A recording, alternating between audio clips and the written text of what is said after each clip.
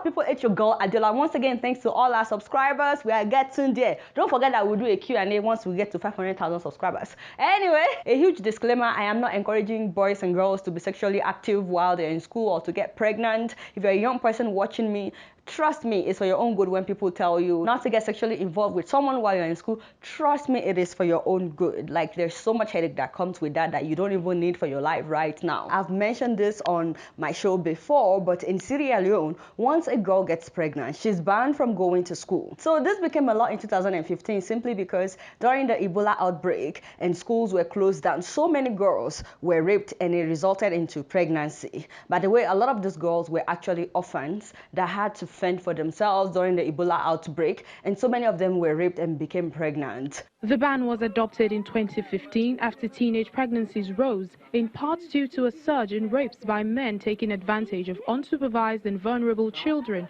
during the West African Ebola outbreak. So when school reopened after the Ebola outbreak, the government banned pregnant girls from going to school. The government's argument is that this is to protect the innocent girls so that they don't become pregnant. That will tempt the other girls to, to go the same way, because they saw that a pregnant girl is in the classroom. I'm like, this makes no sense, like, for real, because seeing a pregnant girl doesn't mean that other girls will now run and go and get pregnant. If anything, I think that would make them not want to get pregnant, because as you guys know, they make fun of pregnant girls in school. I don't think that anybody would want to be in that situation because other students make fun of them. If anything, I think it would make them not want to get pregnant. That's just me. And you know, a girl doesn't get pregnant by herself. No one says anything about whoever gets her pregnant. It's always the girl that suffers alone. I was even hoping that the government would provide some social and economic help for those girls that were raped, because rape in itself is enough trauma, not to talk about being pregnant from it. So since that time, whenever a girl gets pregnant, whether she was raped or not, she's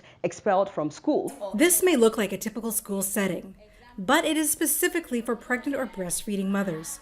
Visibly pregnant girls are banned from mainstream schools. Classes are offered 3 times a week for 2 hours a day, but girls are still not allowed to take exams if they are visibly pregnant. The good thing is, activists in Sierra Leone have been speaking up for so long, and in fact, they've taken the government to court. The fact that they are pregnant doesn't mean that their education ends with that. So our position, and we have made it clear to the Minister of Education, is that we want these girls to be in school and not be discriminated. The case we have in front of the ECOWAS court will be a successful one because of a number of key reasons. One, it's just the evidence of how many girls are affected by this and how discriminatory it is against these girls. Secondly, the law itself in Sierra Leone. This policy is inconsistent with the Constitution of Sierra Leone. Thank you so much, my brother. And you know, one particular school in Sierra Leone is defying the government's order by allowing pregnant girls to come to school. Now, a school in Sierra Leone is allowing pregnant teenagers to attend class despite a government law. Principal Eric Conte defied the law, risking his career and becoming an unwitting figurehead in the fight against a rule that rights groups say is outdated and stigmatizes teenage pregnancy. That's amazing. As in, thank you so much. Honestly, kudos to this school. Now, I'm talking about this because it's not just happening in Sierra Leone. You know, there are so many people who believe that once a girl gets pregnant, she should no longer be allowed to go to school. And for some parents, they say that the girl has brought shame on them. Yes, people will talk and say that your girl is pregnant out of wedlock, but that incident doesn't have to determine her future or the future of your grandchild. You see, in this age, education is a very important key out of poverty. If your child gets pregnant and she wasn't raped, she slept with someone and gets pregnant, pulling her out of school does not solve anything. As a matter of fact, if you're trying to punish your daughter for getting pregnant, let her stay in school by fire by force and demand that she does well. Don't marry her off in haste or pull her out of school, because when you pull her out of school, you just took away her opportunity to make something of her life and secure her future, as well as the future of the child that she's carrying, which is your grandchild. If you pull her out of school, the burden will still later be yours. Even if you kick her out of your house for her to fend for herself, someday you would want to see your grandchild. whether you agree with how the child was conceived or not, and you may not be happy to see the kind of life that your grandchild will be living because the mom is not educated and cannot get a good job. So a girl being pregnant out of wedlock is not the end of the world. It is not. It doesn't have to define her destiny. I have seen women who were pregnant in school and they stuck with their education and they completed their education, and today they are great women. There's one particular one that was pregnant in school and her mom insisted that she must complete her education and maintain good grades, and she did. It wasn't easy. Other students made fun of her. Everybody made fun of her, but she graduated and got a job with a well-known organization that has offices and branches in different parts of the world. Today my friend is making so much money that she's the one taking care of her mom and the entire family. There are so many examples like that. At the same time, I have friends who got pregnant in school. There was one that the parents forced her to marry the guy, ending her education while she continues to have more and more kids for this same guy. She cannot get a good job, and before you know it, poverty sets in, all because the parents want to protect the name of the family. And you know, I don't mean any offense or disrespect by saying this. I know that parents are the ones paying school fees, and I know that when a girl gets pregnant, that adds to their financial burden.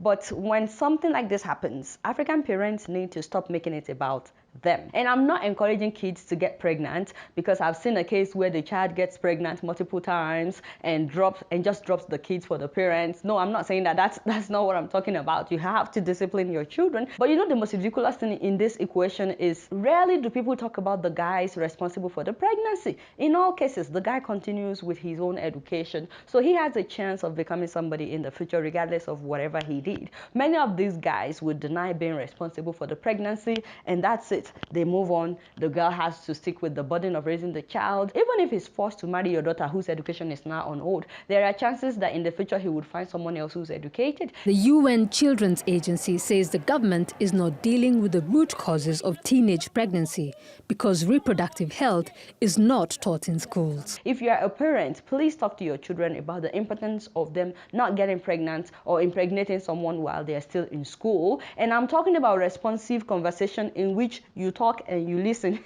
not being harsh or screaming on your children. If you ever get pregnant, that is it. That is the day when your life ends. I'm not talking about that.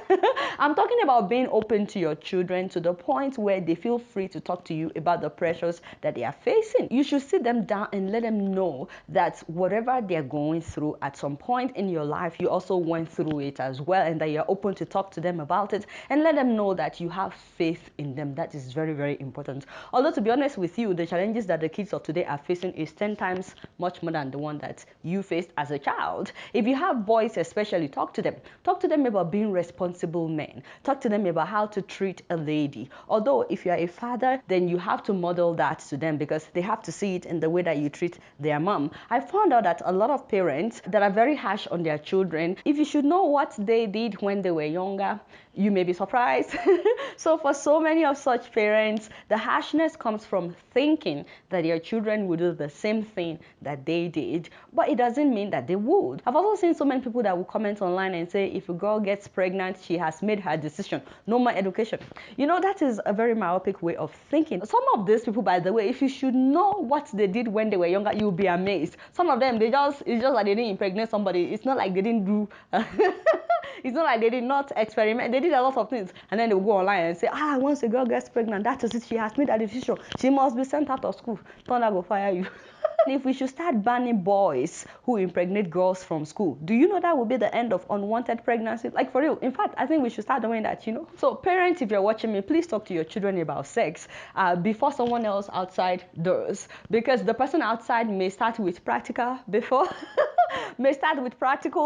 theory. You get what I'm saying? Also, if you're a young person, sex is not a taboo. Talk to your parents about it. Ask them questions, and trust me, you have plenty of time to enjoy sex in your adulthood. You do not have to have sex at the back of somebody's car. You do not have to have sex in the bush after closing hour from school. You don't have to go to uncle whatever's house to have sex. When you wait for the right time, you'll be glad that you did. I'm not encouraging girls to get pregnant while they're in school, but if you're watching me and you're a student and you got pregnant, it is not the end of the world. You don't have to kill yourself. You don't have to marry somebody that you don't want to marry. If you're not ready for marriage, you don't have to marry anybody yet. And you don't have to drop out of school. Please do not drop out of school. Even if people make fun of you you go to school with the shame, go to school with the pregnancy. Make sure that you make something of your life so that you can secure your future and the child's future. Being pregnant is not the end of the world. Don't give up on yourself and don't give up on your child. You never know what the future holds. You may become an inspirational speaker tomorrow, but you have to pull through first and make something of your life. So we're all waiting to see what happens with the law in Sierra Leone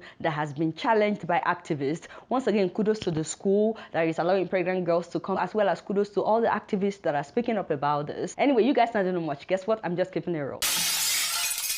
Alright y'all, it's been real and I'm keeping it right up in here. Don't forget to follow me on Facebook, Twitter and Instagram. And if you're yet to subscribe to my YouTube channel, please make sure that you do that. Until next time, I'm gonna see you all later. Peace out.